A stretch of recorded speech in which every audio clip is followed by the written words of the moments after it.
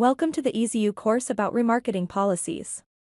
In this course, you will learn how to determine if a policy can be converted into an application, how to convert a policy into an application, how to generate the application once it's been created, and how to convert that application back into a policy. So, let's get started. If you'd like to know which lines of business are available when converting a policy to an application, check out our Applications, Supported Lines of Business for Entry Screens article. We'll begin by discussing how to convert a policy into an application. To do this, navigate to a customer's account with a policy. From the Overview or Policies tab, click on the Policy Actions button, hover over Service, then select Create Application. If there is no option to convert the policy to an application, then the policy is not a supported line of business. In the pop-up window, the line of business, rating state, policy will already be entered into these fields. However, you'll need to enter a description into the field here. Once you've entered a description, click Add Application. This will land you on the coverage tabs for the application.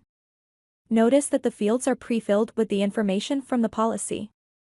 For the respective lines of business, you will want to make sure under the Insured Information tab that there's a building listed under the insured's location. If there isn't a building entered, then you can click the Add Location button to add one.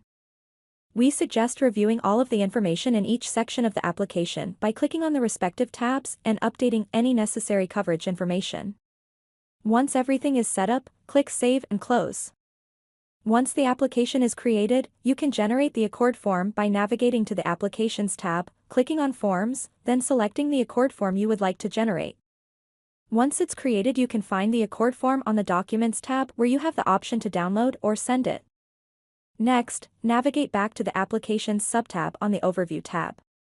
Now, click on the Application Actions next to an application. Here, you'll see an option to convert to policy. Clicking on this will redirect you to the Add Policy page. Here you'll need to fill in all required information. When done, click the Add Policy button.